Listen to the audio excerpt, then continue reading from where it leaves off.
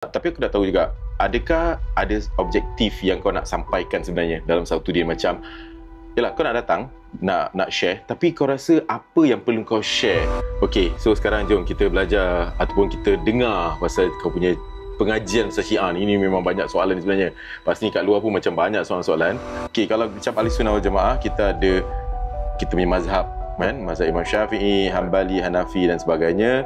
Dan kalau Syiah, berapa banyak pecahan ada dalam Syiah ni? Assalamualaikum guys, dan podcast ini dibawakan khas untuk anda oleh Zaidin. Dan saya nak syorkan bagi mereka yang nak jual beli rumah, dapatkan Zaidin. Betul guys, diorang ni memang bagus, pengalaman banyak dan diorangnya listing banyak, diorang senang, network diorang pun banyak, nak jual senang, untuk yang nak menjual, nak membeli pun senang kerana diorang punya pengalaman diorang 15 tahun guys. So boleh hubungi 9359 1359. Dan sekarang ni aku pun tak jadi macam ejen juga, maksudnya aku ikut diorang untuk view rumah seterusnya. Nak view rumah kondo pula. Jom ikut kami.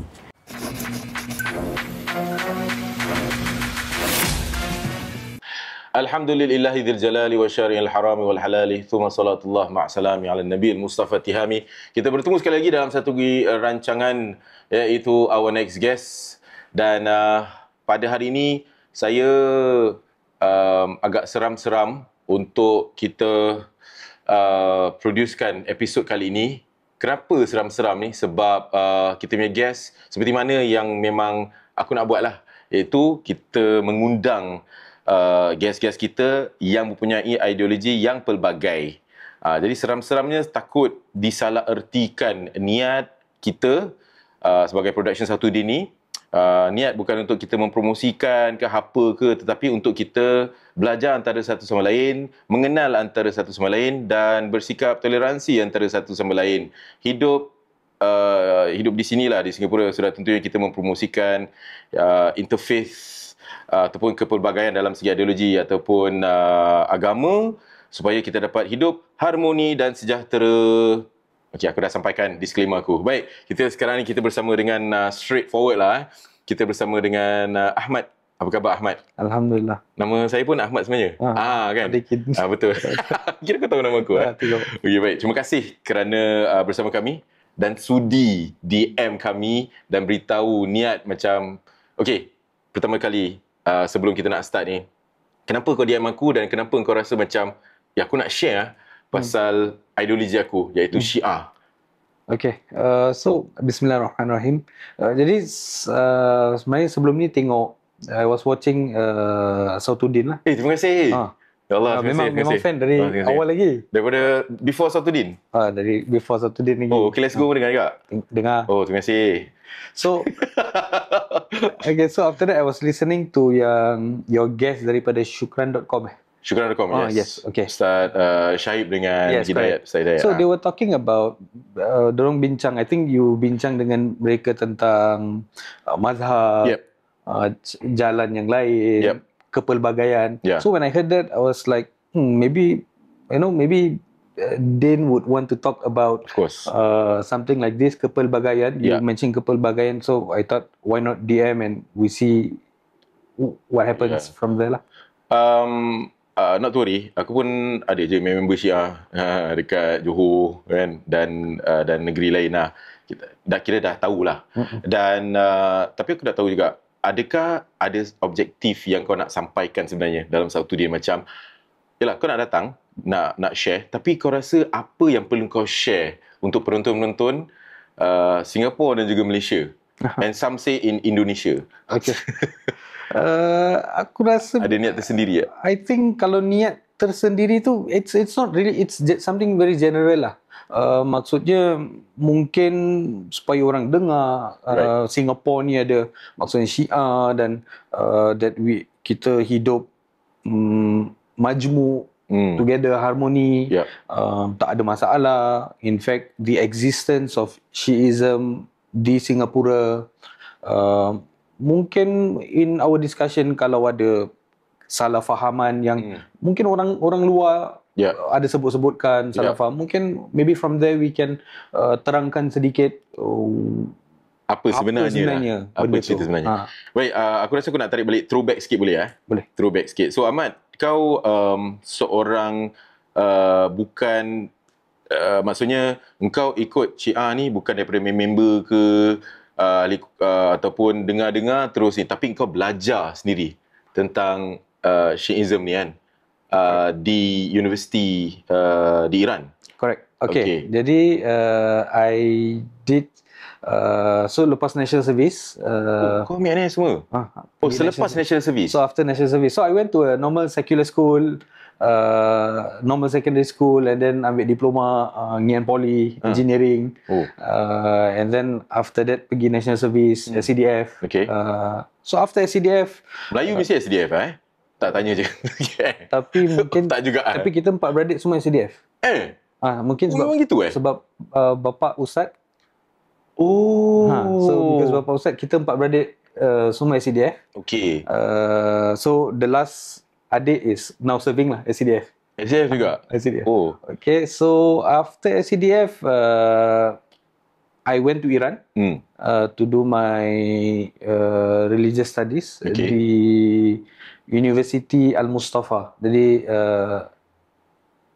nama dia Al-Mustafa International University lah. So maksudnya daripada Poly kau masuk NS di universiti sana dekat Iran tu, apa nama dia? Al-Mustafa. Al-Mustafa. Diorang boleh terima mana-mana pelajar. Bukan kau kena ambil exam madrasah dulu baru boleh masuk universiti ke, ataupun they just like okay, open for everyone. Itu soalan pertama. Okay.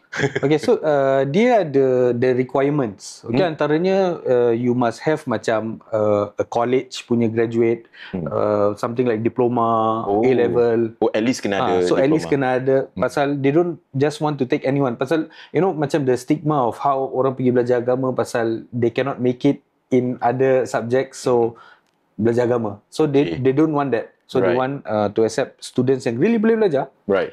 So at least to a certain level, you must be able to understand, learn. I see. Sebab the journey in Iran, dia mungkin agak panjang sikit sebab we have to learn Persian language. So Persian language. So aside from Arabic kira after that lah. So awalnya when you want to stay in Iran, you have to learn Persian language. So I learned Persian language for 1 year. Kira belajar bahasa Farsi. Kira ni sebelum masuk universiti, kau kena belajar dulu bahasa. So it's part of the university. Dia ada macam language school. Belajar dulu. Belajar dulu. Okay, so everyone from all around the world will be there. Malaysia, Indonesia, Southeast Asian, African, European, semua. One school, you learn the language. Okay, before aku ask lebih kepada pengajian kau, kenapa kau pilih sekolah ni? Banyak lagi universiti-universiti di luar negara, macam kenapa kau tak pergi London ke apa, tapi kenapa specifically aku memang nak belajar tentang Syiah di Iran? Okay. Padahal kau engineering tu? Correct. Okay, so it's definitely minat. Okay, so of course my family background is that my father pun belajar di Iran. Alkisahnya. Yes. So my father pun belajar di Iran. Cuma back then when he was in Iran, kira dia masih zaman, it was not a university. Dia kira masih belajar agama cara lama, traditional punya method lah. Kira book daripada awal sampai akhir, duduk depan ustaz, something like that lah. Kira very traditional method. So he was there studying in Iran. So we had frequent visits to Iran. Visits to Iran after bila dah balik, my father dah balik, kita orang dah besar sikit. So from there aku pun macam, Iran best tempat dia. Cantik, ada snow. Iran ada snow. Ada snow, ada kira seasonal lah. Ada winter and summer, panas lah. Kalau summer then it's very warm. Okay. So from there minat, I made the decision to, so of course aku ada choice of antaranya is to stay in Singapore to work. So after aku finish my national service, aku minat dengan SCDF. Aku di fire station. Aku minat sangat dengan SCDF. So partly aku fikir macam I want to sign on. Okay. But then partly cakap I also want to go belajar di Iran. So fikir lama juga, a few months, and then after that I decided maybe, it's studying. Okay. Selagi boleh belajar, you should go and learn kan. Right. So I thought tak apa pergi belajar dulu. Oh. Kalau anything happen balik, you can always find other jobs lah. Okay, so sekarang jom kita belajar ataupun kita dengar pasal kau punya pengajian pasal Syiah ni. Ini memang banyak soalan sebenarnya. Pasti kat luar pun macam banyak soalan-soalan. Okay, tapi kita start dulu. Kau belajar bahasa Parsi. Correct. Bahasa Parsi macam mana? Kau macam berbual sikit. Okay, so kau dah memang dah boleh fluent ke apa? Boleh. Okay, so macam tanya apa khabar, Hole Shuma Chiture. Apa? Hole Shuma Chiture. Hole Shuma Chiture. Dia tulisan dia is the same as Arabic except for dia ada a few macam Jawi dia ada extra letters, alphabets. Right. So macam ga, huruf ga. And huruf pa dia ada. Kau dah makan ke belum? Macam mana? Gaza Khordit. Akal tu. Kira balas Arab lah kira. Oh, Gaza? Gaza Khordit. Kholdit. Okay. Jom tengok Sautuddin. Macam mana? Besautuddin ro negokun. Macam ada India-India sikit okay. So, bahasa Urdu, it is very close to Persian. So, sekarang kalau let's say pasal aku belajar Persian, so kalau aku tengok cerita Hindustan. So, Hindustan, some of the words, it's not totally bahasa Hindi. Right. Ada mix Urdu. Oh, okay. So, aku boleh faham. Kau faham Urdu juga? A bit. I see. Not tak macam Farsi, tapi here and there the words are similar. Okay. So Persian language is very close to Arabic. Okay. So macam for example belajar bahasa Arab macam the masdar and things like that. Semua ada. Ada nahu dia ke apa ada, kan? yes. Okay, so kau dapat catch up bahasa Parsi dan sebagainya. Dan okay, belajar Syiah ni belajar apa? Macam adakah kalau macam Ahli Sunnah wal Jamaah kita punya mazhab kan, mazhab Imam Syafi'i, Hambali, Hanafi dan sebagainya. Dan kalau Syiah, berapa banyak pecahan ada dalam Syiah ni? Okay, kalau nak cakap pecahan, to be honest, kalau nak cakap pecahan, Syiah itself it's something like a mazhab sendiri. Maksudnya macam Imam Syafi'i ada satu mazhab. So we Syiahs, we are considered as one mazhab sendiri. Okay. So from there kita ada, we have aqaid, akidah, belajar fiqh. So when I was in Iran, antara benda yang kita belajar is comparative studies, comparative religion. Okay. Sunni, Ahlussunnah dengan Syiah. So dalam buku tu they will macam discuss about Imamiyah. Pandangan Imamiyah apa? Pandangan Syafi'i apa? Okay. Pandangan Maliki apa? Okay. Itu dalam fiqh. Contohnya kalau dalam mazhab, kalau dalam akidah, Imamiyah ada sendiri. And then after that, Hanabila macam mana? Hambali. Kemudian contohnya Asy'ariyah macam mana? Mu'tazilah macam mana? Okay. So it's something like that. I see. It's like that. So we have similarities amongst mazahib, tapi perbezaan pun ada juga. Okay. Sebelum aku nak dive down into persoalan-persoalan tentang Syiah ni, kau boleh share sikit tentang sejarah. Macam mana boleh adanya mazhab Syiah? Just Di Singapore? Tak. I mean secara, macam mana Syiah boleh ada? Okay. Macam itulah. Okay. A quick one A quick one. So, dia sebenarnya ada banyak pendapat. Okay, dia ada banyak pendapat. Ada yang cakap Syiah exists only during the time of selepasnya. I think Sayyidina Hussein dibunuh di Karbala. So some were saying that Syiah exists after that. Some said that Syiah exists after zaman Khalifah ketiga, zaman Khalifah Uthman. So we do not deny yang itu. Some say we call that political Syias lah. Pasal from there orang yang tak setuju dengan Uthman, they went to Ali. Okay. They went to Ali. So what is Syiah sebenarnya? So Syiah zaman Rasulullah ada disebutkan bahawa Syiah refers to a group of friends yang rapat dengan Ali. Okay. And these 5 friends are as follows lah, macam Huzaifah Al-Yamani, Abu Dhar, Maitham Al-Tamar, Ammar bin Yasir, Miqdad, so they are considered as the Shia of Ali. So Rasulullah labelled them as Shia of Ali. But eventually that thing macam expand. So we Shias, sometimes we call ourselves Shias of Ali because in general, kalau sekarang Shias, who do you refer to as Shias? I would say mungkin orang yang after Rasulullah terima Ali as the Khalifah or successor to Rasulullah. So kalau tadi kembali kepada pecahan Syiah, dia ada pecahan-pecahan dia juga. Correct. Antaranya apa? Okay, so Syiah sendiri from the mainstream Imamiyah lah, the majority is Imamiyah. From there ada pecahan Zaidiyah. Ada Syiah Zaidiyah. So ada Syiah Imamiyah atau Syiah Imamiyah Ithna Asyari atau Ja'fari is one. Okay, it's just a different term. Kau pening. So ada Syiah Ja'fariyah. Okay, Ja'fariyah, Ithna Asyari and Imamiyah is one lah. Cuma a different term. Yes. Nama lain-lain lah. Nama lain-lain. Okay. And then from there ada Syiah Zaidiyah. Syiah Zaidiyah. Okay. Syiah Zaidiyah. So these people kebanyakan ada di Yaman. So not the Hadramaut punya side, but Sana'a punya side. Okay. Either Ansarullah and Houthis and all those things lah. Okay. So they are mostly Zaidiyah. Okay. Okay. And then ada Ismailiyah. Ismailiyah sekarang, I think most of them are in India. Yang ada dekat Singapore, Masjid Burhani or something. They are Ismaili. So Ismaili pun ada pecahan sikit, ada Burhani dan sebagainya. Okay. So dia the main root is Syiah Ismaili. Kalau yang Ja'fari, ini kau ikut mazhab ni lah. Yes, correct. Dia masjid dekat mana? Ada masjid? We don't have a masjid. We have a center. We work in a center lah.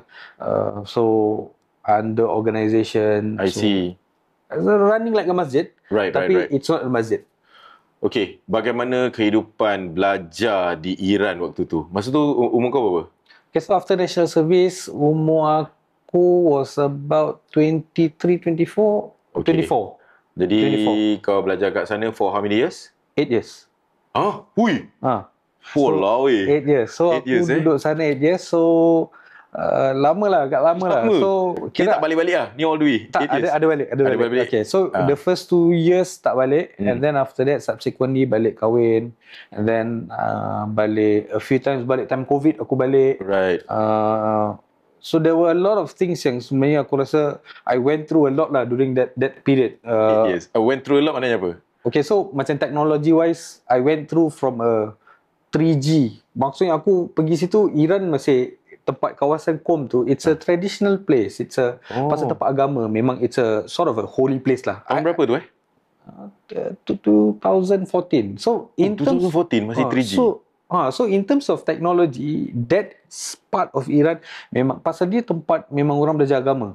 So that place is known in Iran. Kalau kau cakap you stay in Iran, you know they are conservative people, very religious people, conservative. Dia bukan macam the capital of Iran. Di sana kira orang pakai the ladies pakai cador. Cador is kira rapi lah, macam something like abaya. Kain tutup sampai bawah. Okay. Pakai kurdah semua? No. Orang so kurdah tak pakai lah. Macam they will just cover. Macam kalau ada lelaki, they will just cover bit gitu. So kehidupan dia, so very, kira dia tak, so wayang cinema in Qom lah, in Qom. Tempat kau belajar ni tempat aku belajar ni Qom nama dia. In Qom itself, it's not so macam something dah lama, no. It's quite new. Okay. Ada wayang, ada shopping mall semua dia. Okay, ada wayang tapi kira pisah. Laki duduk lain, perempuan duduk lain. Habis kemudian pergi wayang tu kira dipandang macam something very bad lah. Macam pergi clubbing lah. Lebih kurang macam tu. Pasal kira kalau orang Iran kat sana macam bapak, kau bawa di mana? Tengok wayang. Tu kira dah salah. It's like that lah. Cuma I guess generation change kan over time. Tapi aku faham. So things change. Macam orang makin mahukan macam progress, modern. So budak-budak muda pergilah. But otherwise it's still there lah. Dia punya macam stigma is still there. I see. So the place is very traditional, cara hidup very traditional. Tapi dia punya the city of Iran dah moden lah. Capital city The dia capital is, city is dia. very modern. Capital city apa Iran? Tehran. Tehran lah betul. Tehran dah moden. Oh, very modern, very I modern. see. Ni Qom ni macam kawasan kampung lah. Kampung Dia- untuk pengajian lah. Yes, correct. Faham, Kampung faham. pengajian. So it's a known place for hauzah ilmiah lah.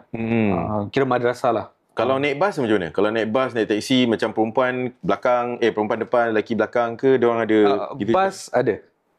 Bas ada. Kira perempuan belakang, lelaki depan. I see. I think Saudi pun macam itu lah. Betul. Saudi macam itu. I don't know other Tapi places. sekarang dah macam dah moden sikit. sikit. Correct. Semua sekarang Tapi negara-negara Arab dah moden sikit. Tapi Iran is still in fact Iran is still practicing that. Right.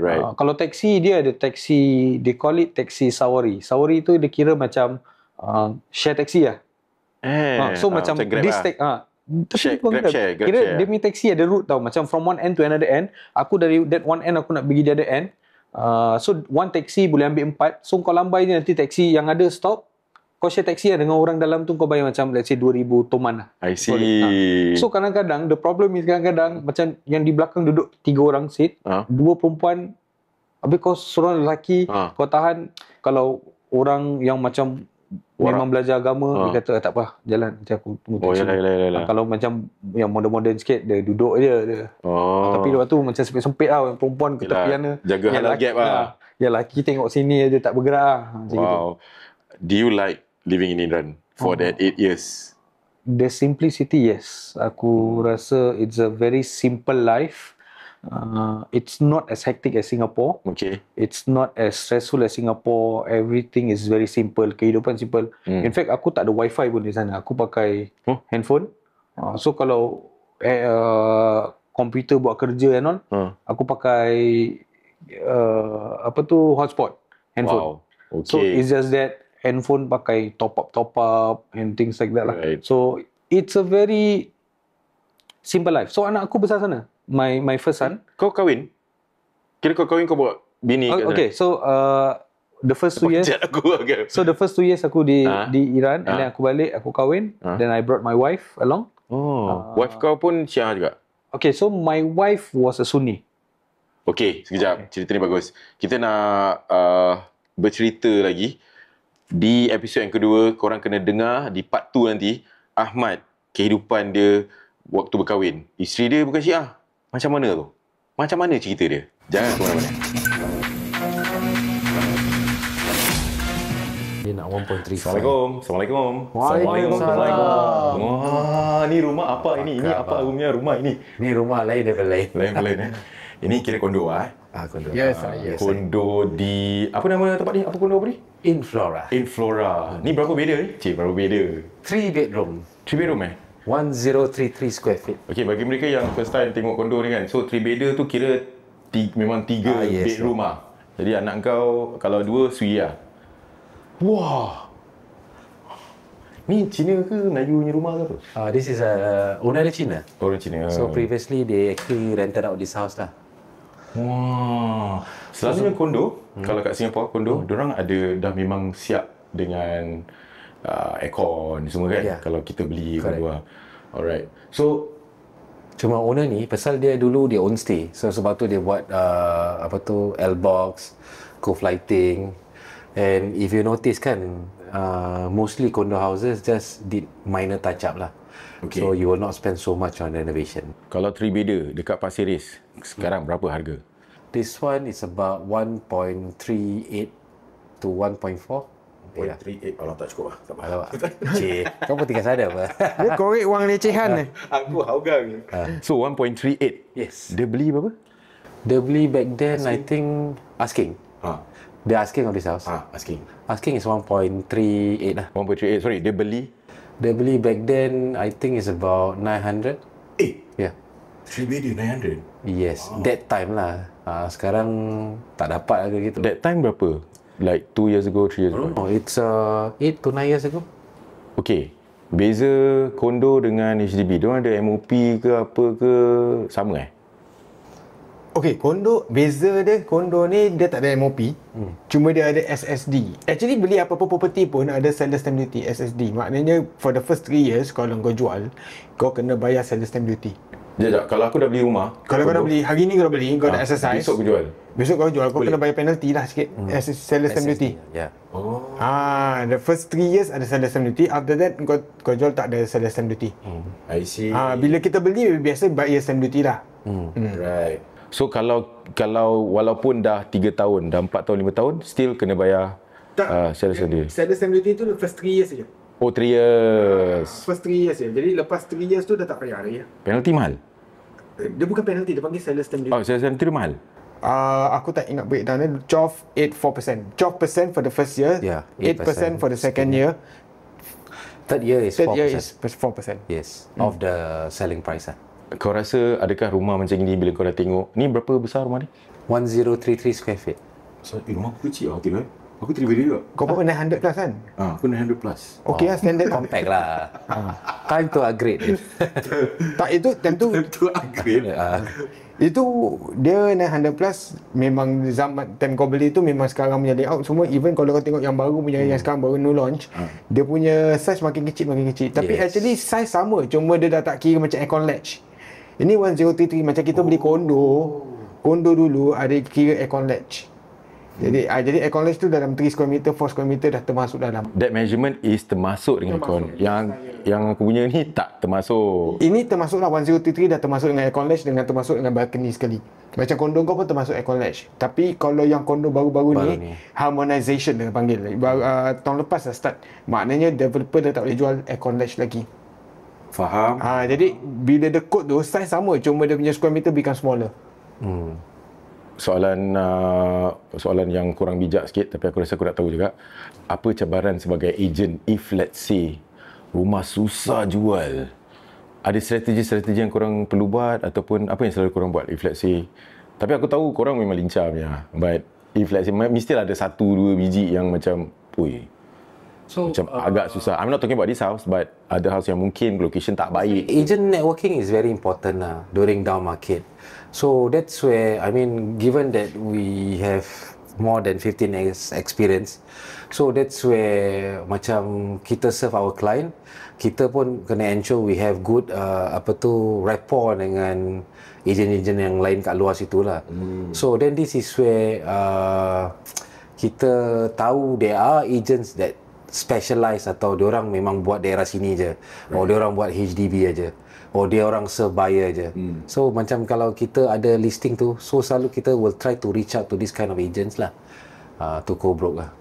Itu nama dia, networking guys. Zaidin punya network ni macam, aku tak tahu maknanya apa, tapi spread like wings bro. Dia gila babos punya bagus. So guys, sekali lagi, ingat nak jual beli rumah, ingat Zaidin, kerana mereka mempunyai pengalaman lebih daripada 15 tahun, networking terbaik. Jual beli rumah selalunya insya-Allah mudah bagi mereka untuk membantu bagi nak menjual rumah. Seperti rumah ini.